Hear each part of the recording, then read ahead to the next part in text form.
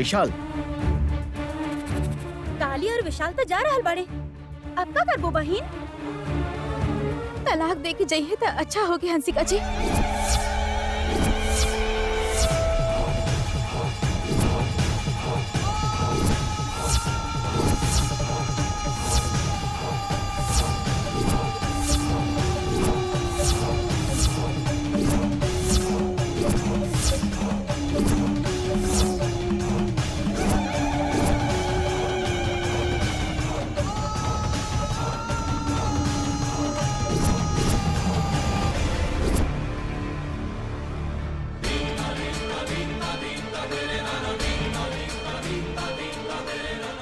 काली, ये तू का बोलत बाड़ू बेटी? तलाक के कागज आवे वाला बा ऐसन बोलत रहली।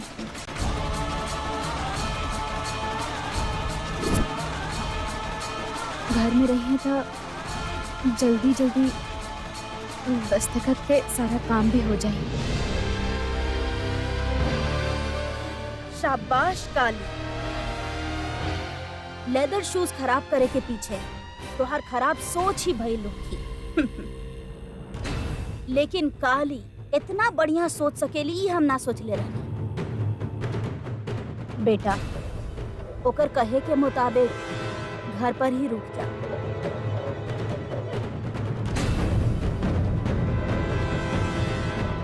अपन काम भी पूरा हो जाए।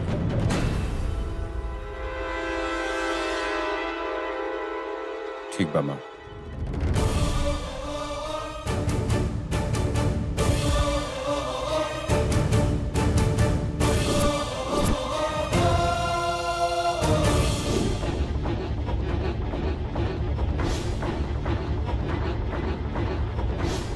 बाबू साहब, आपके बाहर जैसे रोके खातिर हमरा पास और कोनो रास्ता ना रहे। आपके बचवला के बाद हम हमार का होके एकरा बारे में सोच ले। तब तक हमरा वजह से अगर आपके कुछ परेशानी भइल था, हमरा के माफ कर दे।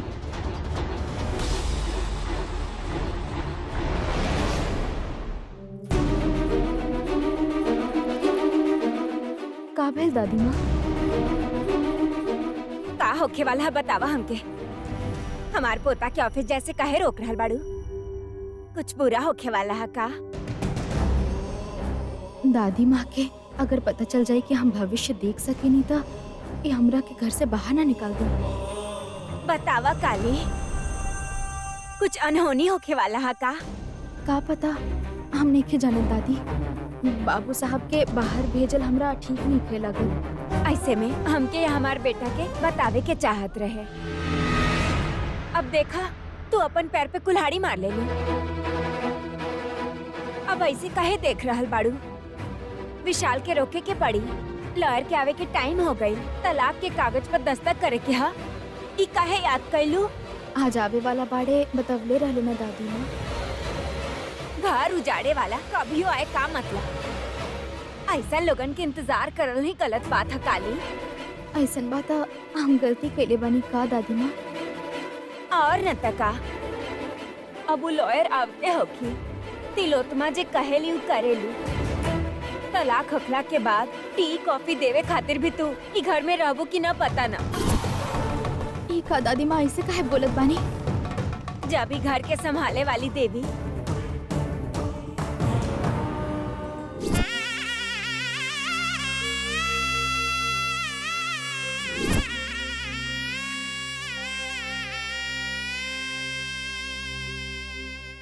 गायत्री देवी जब रहे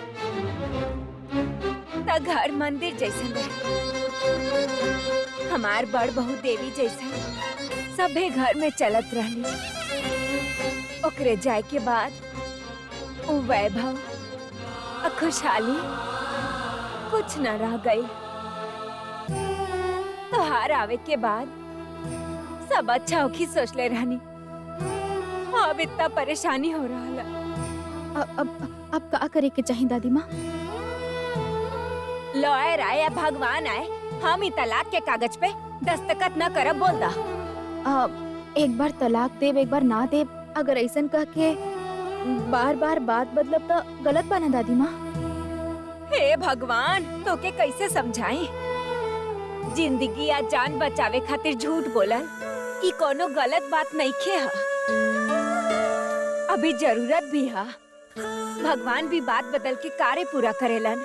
हमनी के बानी। हम ही बाबू साहब के बाहर जाए से रोक के ऐसन करब तो उनका बहुत गुस्सा आ जाई दादी। बात सुन ला पर दुखी मत होई हा। ये हमार बात याद रखिया काली। लगता कोई आ रहल हा। ध्यान से रहिया बेटी।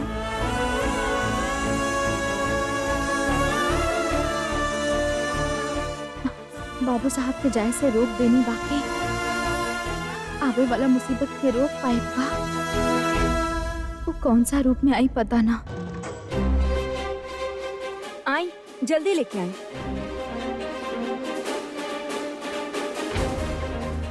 संभाल के लेके आई। जल्दी लेके आई।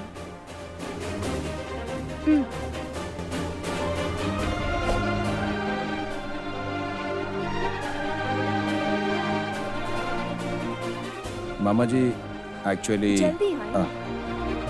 केयरफुली लेके आई।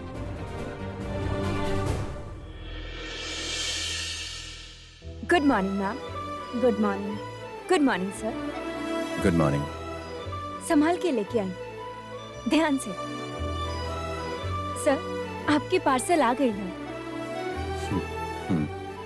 का बा भांजा? फॉरेन से कुछ स्पेशल मंगवाले बड़ा का? ना ना मामा जी, मेड इन इंडिया। ओहो। सर ओपन करके दिखाई का? Yes please. ओपन करके दिखा दी। ध्यान से खोला।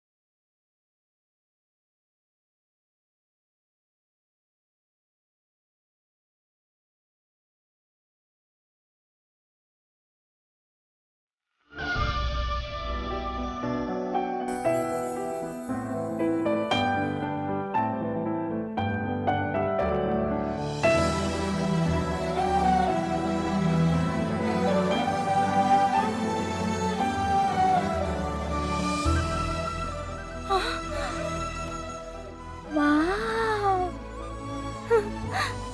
It's amazing! झूमर वेरी ब्यूटीफुल बेटा। थैंक्स माँ। दादी, हाउ इज इट? तो हर सिलेक्शन के कोनो जवाब है का? Thank you. भांजा जबरदस्त बा। एक रोशनी से सबके आंख जगमगा गई बा। बेटा ये घर के ही खातिर बाना? हाँ माँ, तोहरे खातिर मंगवानी है। विशाल गिफ्ट बा स्पेशल का बा? हमार बेटा के लायक लड़की ढूंढे के प्रोसेस के खातिर हम आज शाम के स्वयंवर के पार्टी ऑर्गेनाइज कैले बानी।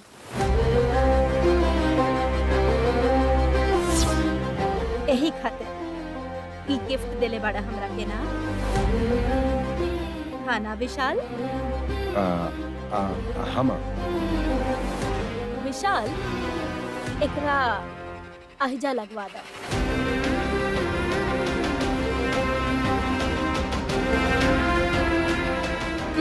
ऊपर खींचे।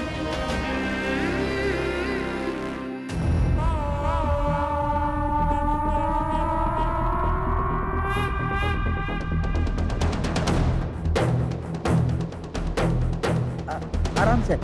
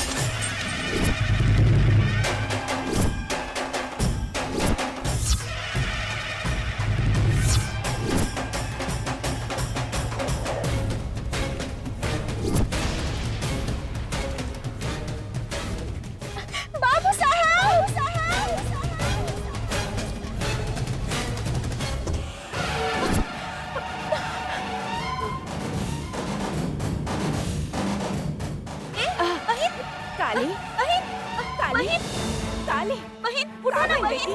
काली दादी उठा बेटी। बहन के खोला बेटी। बेटी काली बहन बेटी काली बहन। विशाल बाहर वाले लोगन के सामने अगर ओकरा पास जेबा तक गलत सोची है ना बेटा।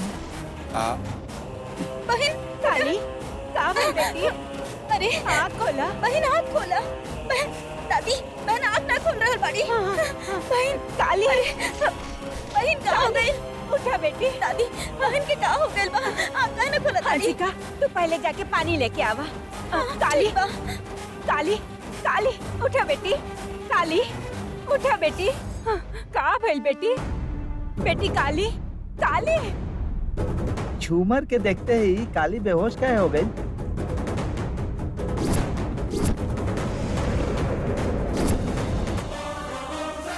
झूमर देखत ही ऐसा काहे हो गया? फिर से कुछ बोले वाली पिया का? ई बारी जे भी बताई ओकरा जान के हम ओकरा पहले ही ठीक कर दे। के बा सारू? ऊ हमार पहचान के लड़की है, काम आ गया रही ऐसे हमने काम देनी। ओ रिश्तेदार हो की सोचनी हम। सोचब तो बन जाई, लेकिन सोचब का है? अब आप लोग जाएं। ओके चलो। काली काली दादी माँ दा बेटी। काली काली उठा बेटी। आँख खोला। काली गिर जाए हो। बहन गिर जाए हो।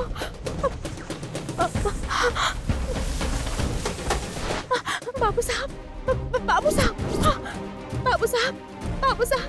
आपके कुछ भय तो ना बाबू साहब? आप ठीक तो बनी ना? बेटी काली। पागल बाड़ू का तू? आपके साथ कुछ ना होगी कि चाहिए बाबू साहब, कुछ भी ना होगी कि चाहिए। गिर जाए बाबू साहब, गिर जाए। काली का गिर जाई बेटी? का भइल तोके? तू खुद गिर गल रहलो बहन। पानी डालने के बाद आँख खोले बाड़ू, ऐसे कहाँ गिरे वाला बा आँखें? बतावा ना।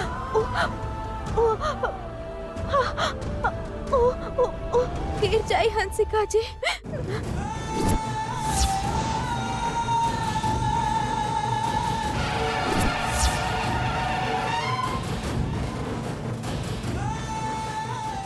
झूमर वो है दादी माँ। पहले ओकरा निकाल दी। अगर ना निकलनी तो वो गिर जाए।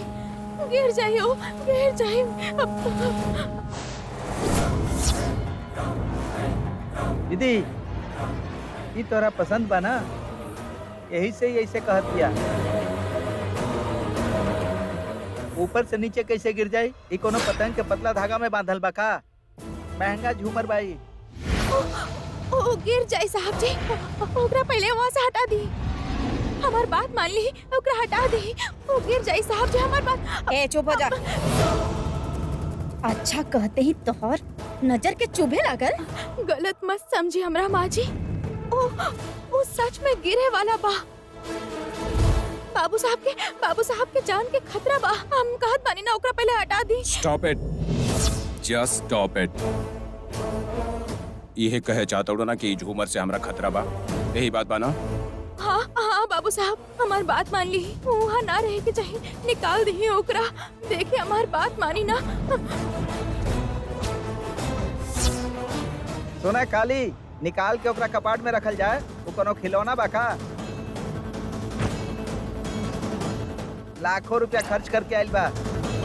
तोरा अगर गिफ्ट में दिल जाइत ना तो धन्यवाद कह के तू खुशी मनाई। तू हमार दीदी के मिलल बा तो तू दुख मनावत बाड़ू।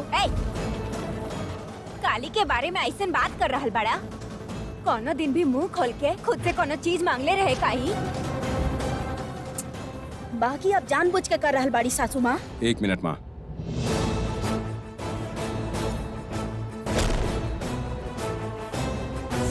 देखा काली, कुछ ना कुछ बकवास करके टेंशन दिहल तो हर पुराना आदत बा।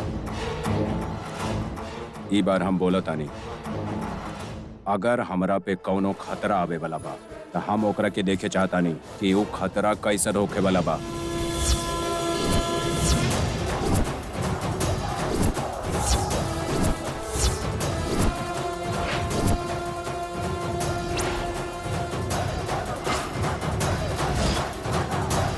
नमस्ते मैडम।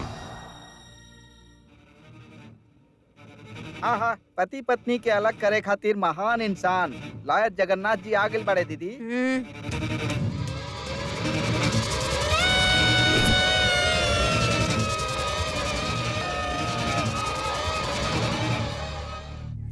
विशाल, तू भी हमरा साथ है, चला।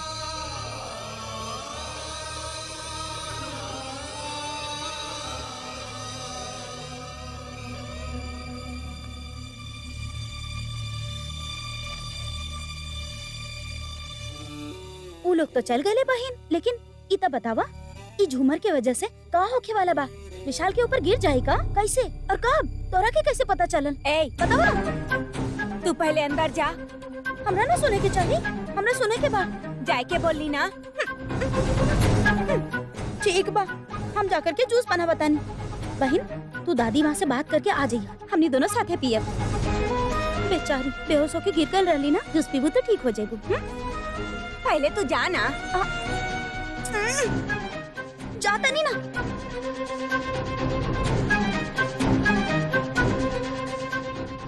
काली, बेटी काली। दादी माँ, अब देखिए हमार बात के अनसुना मत करी। हम आपके हाथ जोड़तानी, आपके पाँव पड़तानी, हमार बात पानी। पहले ओकरा वहाँ से हटा दी, हटा दी। ठीक बा बेटी। अब पहले हमार बात सुनो। ओ, तिलोत्मा के पसंद है, इसे विशाल लेके आई। तोहार ऐसन करल पे वो और भी जिद्दी हो गई बा। अच्छा, ये सब बात छोड़ा बेटा। लॉयर आयल है ना, तू तलाक के कागज पे दस्तखत करबू का? एही खातिर त माँ जी हमरा के यहाँ काम वाली बना के रहे देले बाड़ी। अगर तू ये सब मान के दस्तखत करबू तो काम वाली भी बन के पता न कितना दिन रहबू।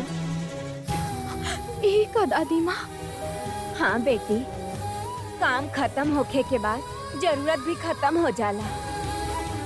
और जब तो के यहाँ ना रह दी है तो कैसे रक्षा कर पाइबू? बड़ परेशानी हो जाई दादी माँ। अभी भी ओ कब गिर जाई सोच के डर लग रहा बा। हाँ ना, यही से बोल रहल बानी। तू तलाक के कागज पे दस्तखत बिल्कुल मत करिहा। अरे काली देवी, हमार दीदी बोलावत बड़ी, चल। एकरा बाद में देख लिया, चला चला।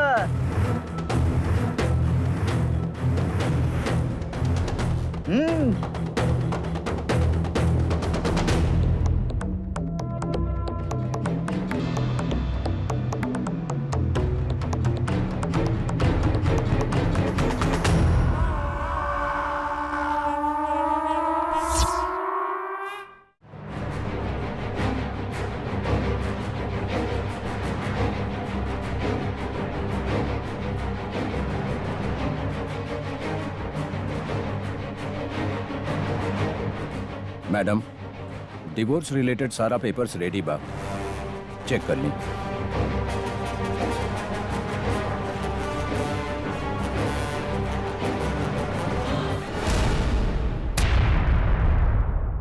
काम फटाफट हो जाए के चाहिए लॉयर जी। फैमिली कोर्ट के जज से भी बात कर ले बानी मैडम। गुड। आज शाम के इवनिंग पार्टी में आ जाइए। ठीक बा मैडम। दीदी लेके आ गइल बानी।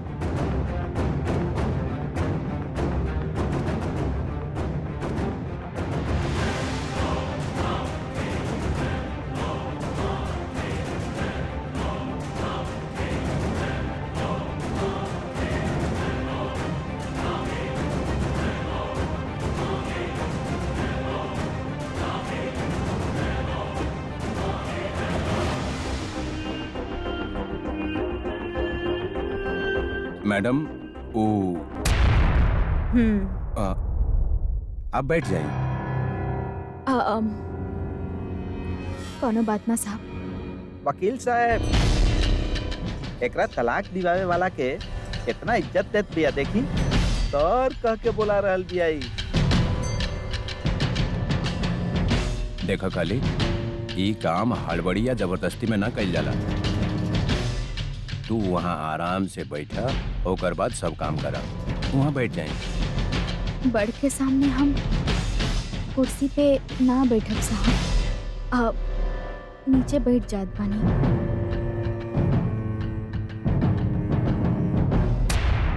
आहा, का इज्जत बा, का संस्कार बा।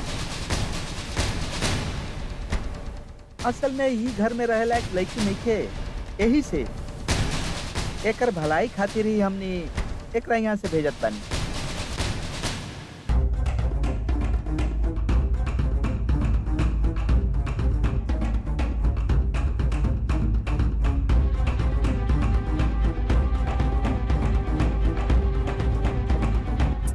ए, तो हर बात से ई बेचारी और घबरा रहल बाड़ी।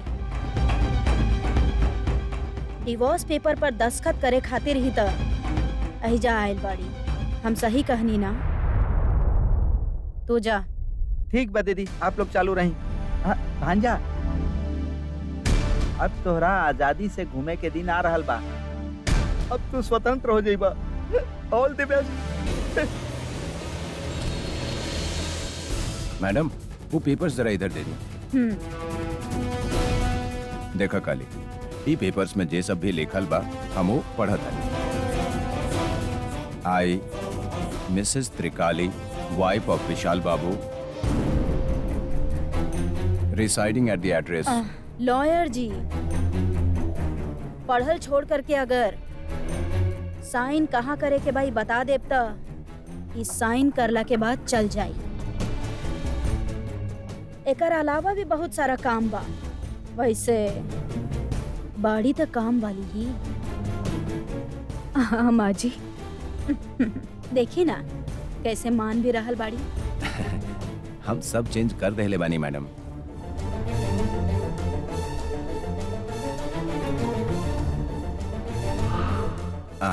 काली, एगो यहाँ पर, एगो यहाँ पर, एगो यहाँ पर, ये तीनों जगह दस्तखत कर दी।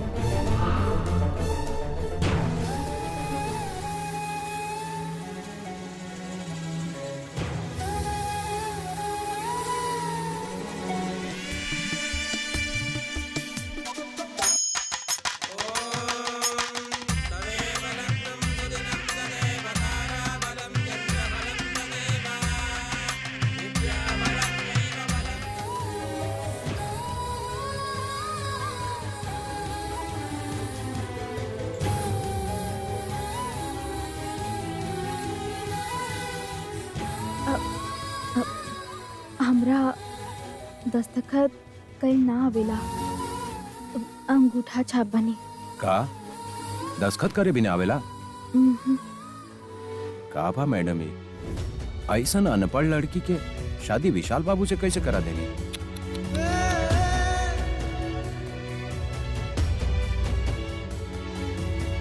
ठीक बा काली।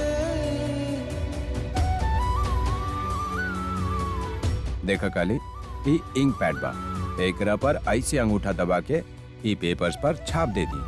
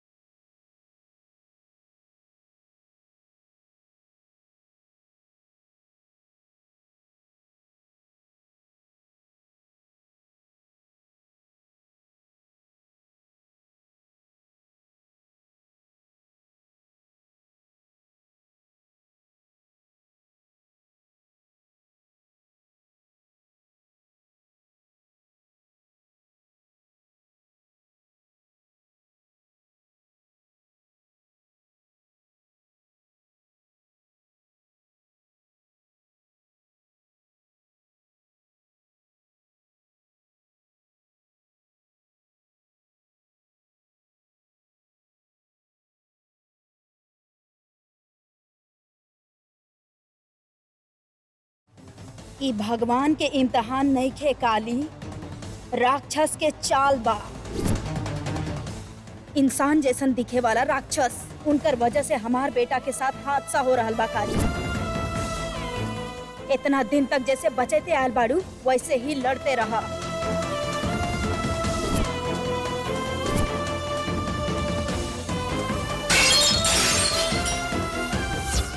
जब तक के यहाँ ना रह दी है तब कैसे रक्षा कर पाइबू?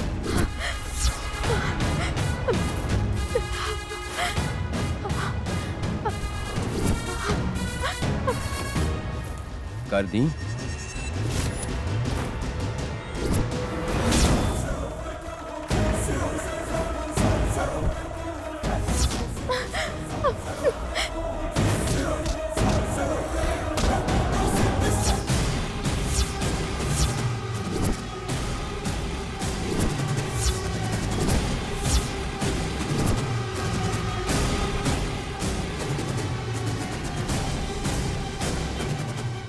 का हो गइल?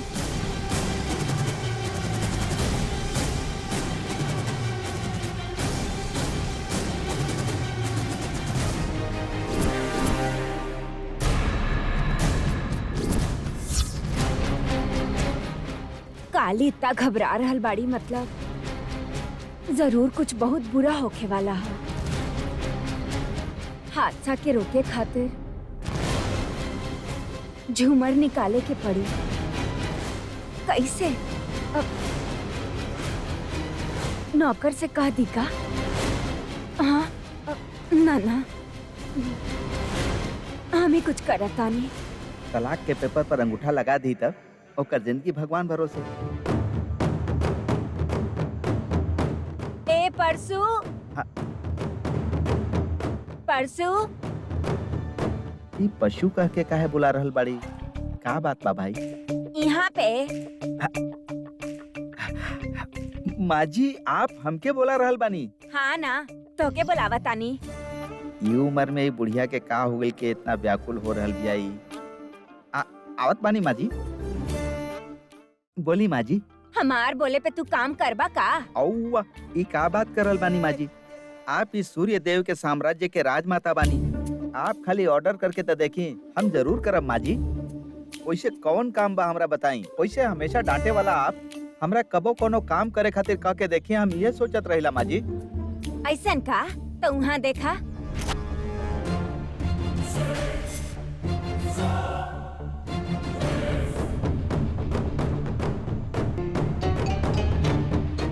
ओ, झूमर दिखाई दे रहा है। इतना बड़ चीज आपके दिखात नहीं के देत का? खाएल पियाला घूमे, ई 3 काम के अलावा और कुछ करेला का? ठीक से देखेला कि ना जाने खातिर पूछी। बाप रे, पूरा साफ साफ दिखात बा। अब काम का करे के बा बिना डंटले हमरा बता दी। वो झूमर वहाँ ना रहे के चाहिए, निकाले के पड़ी बस। आप कह देने ना माँ जी, आप जाए हम देख ले। देखे के ना, निकाले के हा। माँ जी ठीक बा, हम देख ले, आप जाए।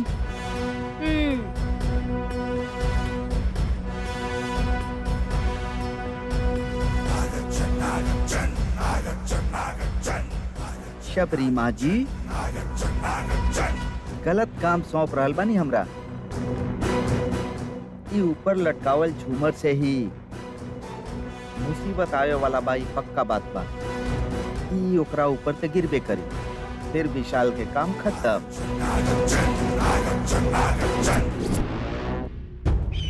तोहरे से पूछ रहल बानी का हो गइल बा?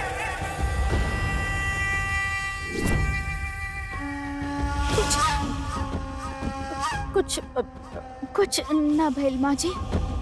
तब फिर अंगूठा लगावल छोड़ के खड़ा काहे हो गइल बाड़ू? ये अगर छाप दे दी तो एकर जिंदगी तो भगवान भरोसे ही चली।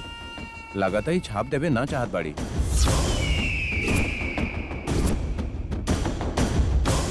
सुनी काली, कोनो बात खुल के बताई। देवता जैसन बाबू साहब के ये भक्त छोड़ के कैसे जा सकेली साहब? पतिता पत्नी के प्राण होखेले, उनकर प्राण बचावे खातिर था हम कुछ भी कर सकत बानी, बाकी ई काम करे में हमार हाथ पैर कांप रहल बा। ये अंगूठा के छाप ना देवे चाहत बाड़ी और इस समय कुछ बोल भी ना रहल बाड़ी। विशाल बाबू, आप बताएं, आपके तलाक चाहिए का? हम अपन माँ के बात सुने नहीं, काली भी हमार बात सुनबे करी। अगर हमरा के दस्खत करे कहबा, बिना आधा सेकंड गवाइल हम अपन दस्खत कर दे। ओकर बाद अगर वो अंगूठा के छाप ना दीता, हमार दस्खत के और एक कागज के भी कौनो वैल्यू ना रह जाए ना वकील साहब। मतलब हमार अंगूठा के छाप के बिना ये कागज बेकार बा।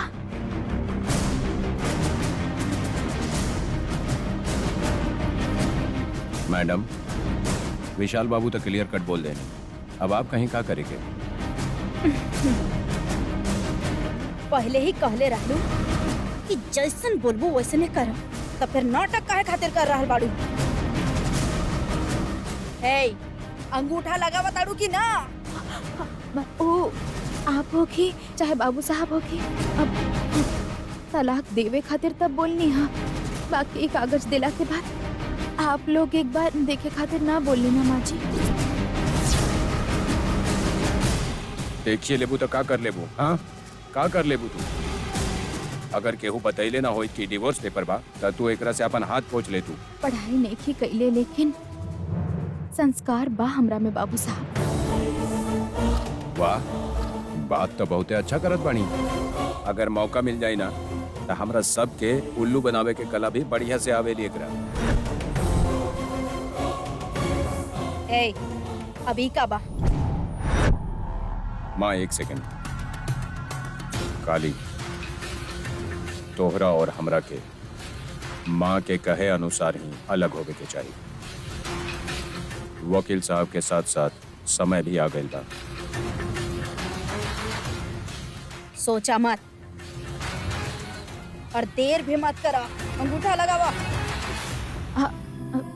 साहब, यहाँ अंगूठा के छाप देव तो का होगी? कानूनी तौर पर आप दोनों अलग हो जाए। अब तक पति पत्नी बन के रहे वाला आप दोनों तलाक के बाद एक दूसरे से अलग हो जाए।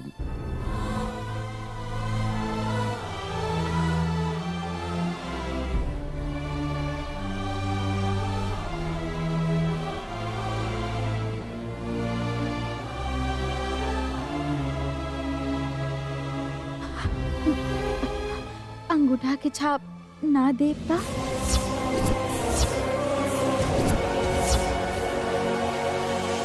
आप दोनों एक दूसरे के पसंद ना भी करें, आप दोनों के बीच प्यार ना भी हो, फिर भी आप दोनों पति पत्नी रहो।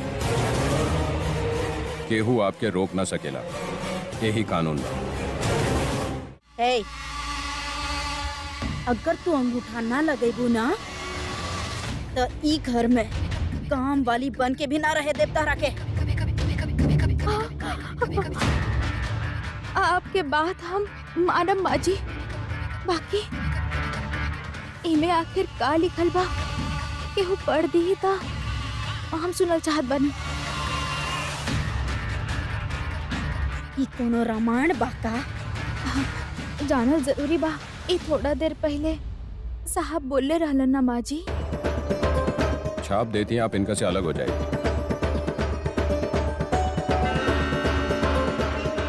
देखे में तो इतना सारा कागज बा, अब इतना कम ही लिखल बा का साहब?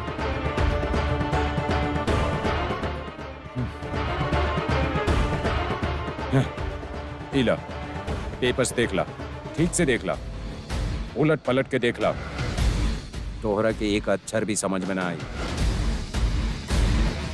समझ में ना आवेला है से पूछ रहल बानी बाबू साहब। ठीक बा, हम एकरा पढ़ के सुना बतानी। वो पेपर्स हमरा निकाली। माफ करा, हमरा हमरा खाली पुलिस भाई पे भरोसा बा।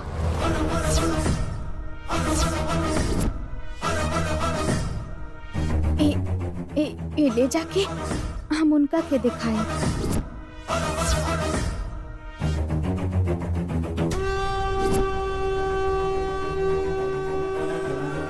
एकरा में का लिखल बा ये जनला के बाद आप जहाँ जितना अंगूठा लगाए के बोला हम लगा दे।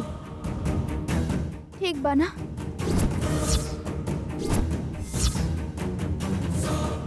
नमस्ते साहब।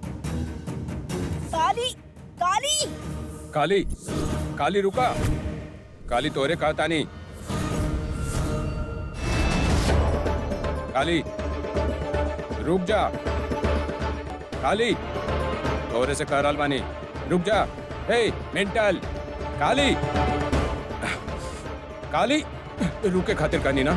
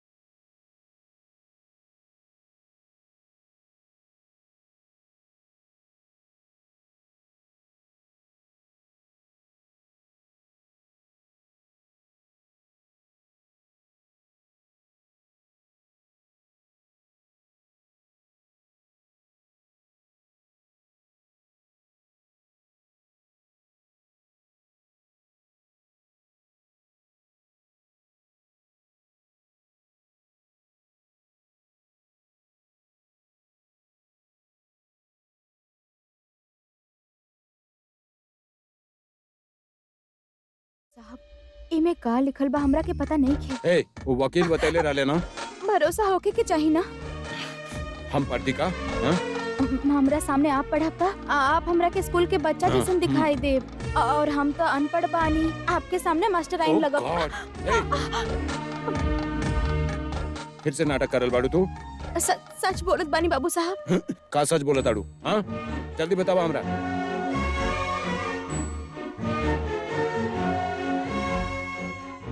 जब जबरदस्ती काहे करत बानी आप बाबू साहब? ए छी मुंह बंद करा।